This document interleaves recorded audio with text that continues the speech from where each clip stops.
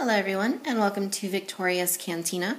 Today we're having a look at the Hasbro Star Wars 2014 The Black Series, number 5, Starkiller, also known as Galen Merrick. Have a look at the packaging.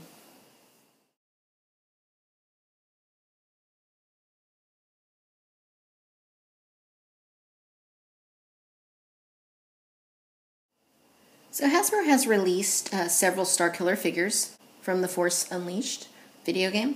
The first set that they did was an Evolution set that had 3 versions of the character as he appeared in the very first game.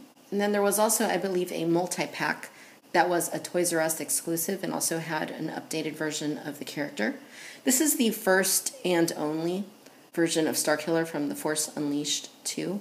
From a sculpting standpoint, I think he looks very nice. The silhouette and proportions of the character appear to be very lifelike. The paintwork also looks to be done quite well and seems to match the video game as far as I can tell. His flight suit is a gray color and there's a little bit of blue mixed in. The armor has touches of silver and then his belt is a brownish color and parts of the outfit are a little bit reminiscent of Jango Fett. Here's a close-up of the head.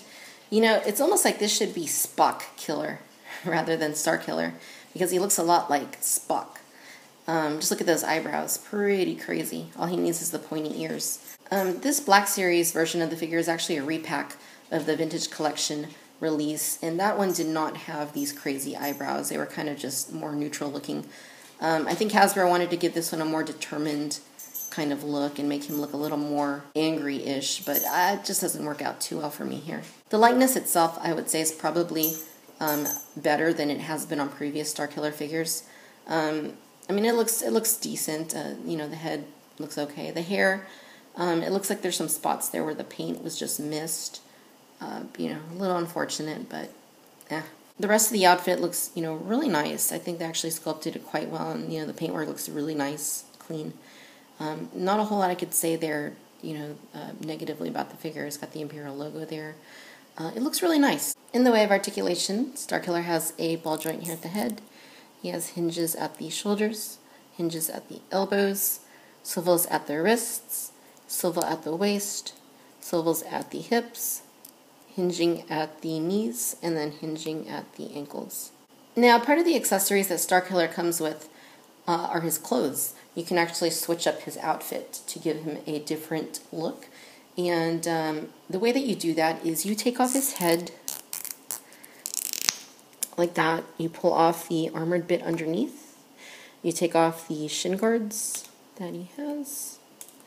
This is the trickiest part, and I actually thought that this was kind of like the Vintage Collection Captain Fordo, where you would just pop off the top section of his body. That way you can put the, you know, pull this part off and put the other piece on. But it's not like that. In fact, I spent a long time, you know, twisting it to the point where I think I loosened the joint quite a bit. But it's not like that. It's not really evident, you know, but what you have to do is kind of just point his toes out and just wiggle that piece until it comes off. It's not the best design, and I really think that they could have done this like Captain Fordo, and it would have been a heck of a lot better, but, you know, there you go. It's off, and we have a piece here that looks a lot like a pilot's gear kind of thing. It has like a Stormtrooper Grenade in the back. And to put that on him, it's actually a lot easier because the belt has an opening right there. So really the only thing you need to do are slide his feet in there and just kind of push up. And then you can clip this right there at the back, as you can see. Just push it in. And that takes care of that. There's also a piece of armor that plugs into his back right there. Just like that. And I don't think that's upside down, but it might be. And you just snap the head back on and he is good to go. So as you can see, it's an entirely different look. It's a little more casual than the previous look, but it you know, really isn't half bad. I think they did a good thing when they opted to give him 2 different looks. It does kind of feel a little bit like dressing up a doll in a way, but hey, you know, the more accessories the better in my opinion. The additional accessories included are 2 activated lightsabers, and they both feature unique hilts, and the blades on them are a cool, dull kind of blue color. And we also get the lightsaber hilts without activated blades on there, and they have little plugs on there so that you can put them into his belt. Now, unfortunately, his hilts do not plug in very well to either belt piece, the one that has a camera, and then this one that has a little pilot's thingy. The holes are just too small. I think if I took a reamer, I could probably make them a little bit bigger and then get the lightsaber hilts to plug in. But, as it stands, they just don't fit very well, which, is pretty unfortunate. You can kind of get it in a little bit, but, as you can see, it's just kind of sticking out there, and I wouldn't trust it to, not fall off on a shelf or something, so. All right, ladies and gentlemen, so there you have it. This is the Hasbro Star Wars, the Black Series 2014 number 5 Starkiller, also known as Galen Merrick.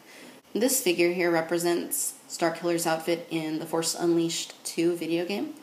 And all in all, I would say that this is probably the best Starkiller figure that Hasbro has put forth. It isn't perfect. The head could have been done a little bit better in terms of paintwork. But, as far as everything else goes, I'm pretty pleased with the figure. Only other things I could call out would be that the camo pieces are pretty hard to take on and put back on. If they would have made it a snap-apart figure like Captain Fordo, that would have been a heck of a lot better.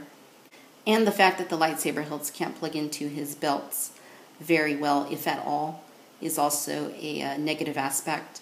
If you're a fan of the Force Unleashed games, I think you're probably going to like this figure. If not, then it's not an absolute necessity for your collection. I like it quite well. I enjoyed the games, mostly the first one. Not so sure I need to have a bunch of Starkiller figures, though, so, if you're just going to get one of them, this is probably going to be the best one to have. Thanks for watching Victoria's Cantina. Until next time, bye-bye.